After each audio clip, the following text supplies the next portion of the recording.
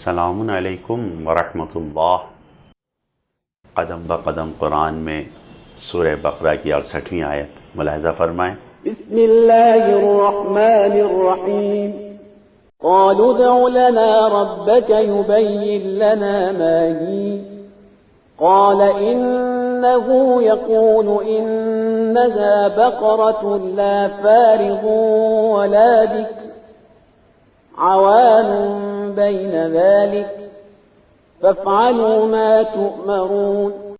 یہودیوں نے کہا اچھا خدا سے کہیے، دعا کیجئے کہ ہمیں اس کی حقیقت بتائیے، اس گائے کی حقیقت کیا ہے۔ انہوں نے کہا، جناب موسیٰ نے کہا ایسی گائے چاہیے کہ جو نہ بوڑھی ہو نہ بچہ بلکہ درمیانی قسم کی ہو، نہ بوڑھا نہ بچہ بلکہ درمیانی ہو۔ اب حکم خدا پر عمل کرو۔ جس وقت بنی اسرائیل نے یہ بات سمجھ لیا کہ یہ حقیقی ہے، موضوع سیریس ہے، یہ موضوع ٹلنے والا نہیں ہے، بات ختم نہیں ہوگی اور یہ مذاق نہیں ہے۔ حالانکہ انہوں نے خود کہا تھا آپ ہمارا مذاق بنا رہے ہیں، لیکن دیکھا کہ نہیں، مذاق یہ حکم خدا ہے، اٹل ہے، ٹلنے والا نہیں ہے۔ تو اب انہوں نے طرح طرح کے بہانے تراشنے شروع کر دیے، بہانہ لانا شروع کر دیا۔ البتہ بعض مفسرین کا ماننا یہ ہے کہ یہ بہانے اصل قاتل کی طرف سے ہی آ رہے تھے، کیونکہ وہ نہیں چاہتا تھا کہ وہ سامنے آ جائے، تو اس طریقے کے بہانے پیش کر دیے کہ وہ خود ذلیل نہ ہو جائے۔ یہ بات خود جناب فخر رازی نے اپنی تفسیر میں لکھا ہے کہ وہ خود قاتل تھا کہ جو چاہتا کہ ذلیل نہ ہو، لوگوں کے سامنے نہ آئے، لہٰذا اپنے جرم کو چھپانے کے لیے وہ اس طریقے کے بہانے پیش کر رہا تھا۔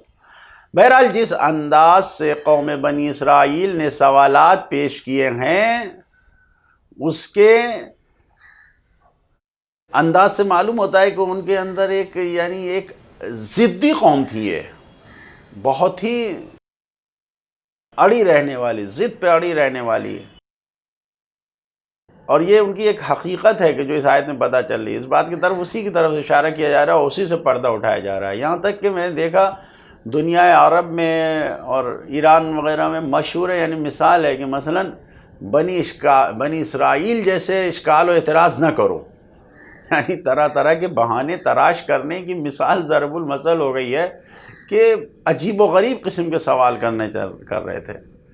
لہٰذا جو اس آیت میں پیغام ہے، اس کے اوپر توجہ کرنا چاہیے۔ انسان کو ہمیشہ ادب کا لحاظ کرنا چاہیے، ہمیشہ پاس و لحاظ رکھنا چاہیے، ادب سے غافل نہیں ہونا چاہیے۔ جب سوال کیا جا رہا ہے تو اس وقت اور زیادہ خیال کرنا چاہیے، کسی سے کوئی بات پوچھتے ہوئے، سوال کرتے ہوئے اس میں اور زیادہ ادب کا خیال کرنا چاہیے۔ بنی اسرائیل نے بالکل بے حد کر دیا، انہوں نے کہ کوئی حد رکھی ہی نہیں یہاں پر پروردگار کے بارے میں۔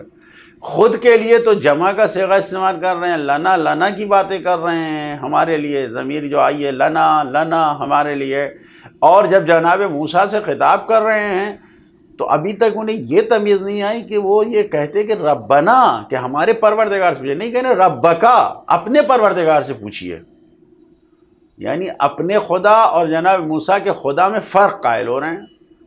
یہ بے ادبی ہے، لحاظ یعنی تمہارا پروردگار کیا کہہ رہا ہے اس سے پوچھئے، ربنا کہنا چاہیے تھا، نہ یہ کہ ربکا۔ بہرحال اس انداز بیان سے واضح معلوم ہو رہا ہے کتنی متکبر اور مغرور گھمنڈی قوم تھی یہ، اور ان کا گھمنڈ سامنے آ رہا ہے اس قول سے۔ انسان کو اللہ کے سامنے اللہ کے حکم کو انجام دینے میں دیر ٹال مٹول نہیں کرنا چاہیے۔ کیوں؟ اس لیے کہ جیسے جیسے دیر کرے گا ویسے ویسے وسوسے آئیں گے، شک و تردید ایجاد ہوگی، اور وسوسے میں گھر کر انسان رہ جائے گا، اور پھر وہ شیطانی حربے مضبوط ہو جائیں گے اور اللہ کے حکم بجا لانے سے روکیں گے۔ لہذا ہماری زندگی کے لیے یہاں پر اس آیت سے خاص پیغام یہ مل رہا ہے، حکم خدا آئے تو فوراً بجا لے آؤ، دیر نہیں کرو۔ نماز کا وقت آئے تو اول وقت سارے کام کو چھوڑ دو۔ ایک بزرگ ہستی نے کہا نماز سے نہ کہو کہ کام ہے، کام سے کہو کہ نماز کا وقت ہے۔ لہذا سب کام چھوڑ کے اول وقت نماز۔ استطاعت آ گئی، دولت جمع ہو گئی، مستطیع ہو گئے، فوراً حج کی طرف جاؤ، ٹالو نہیں کہ نہیں شادی کر لیں، گھر بنا لیں، نہیں، استطاعت آ گئی فوراً حج کی طرف جاؤ۔ لہٰذا اس آیت کا ایک اہم پیغام جو ہماری آج کی زندگی کے لیے وہ یہی ہے کہ ہمیں حکم خدا کو انجام دینے میں دیر نہیں کرنا چاہیے، ورنہ شیطانی حربے آ کر، شیطانی وسوسے آ کر ہمیں راستے سے بھٹکا دیتے ہیں اور ہم اس اطاعت سے دور ہو کے غافل ہو جاتے ہیں، ہمیں پتہ بھی نہیں چلتا۔ خدایا ہمیں اپنے حکم پر فوری عمل کرنے والوں میں قرار دے۔ والسلام علیکم ورحمۃ اللہ وبرکاتہ۔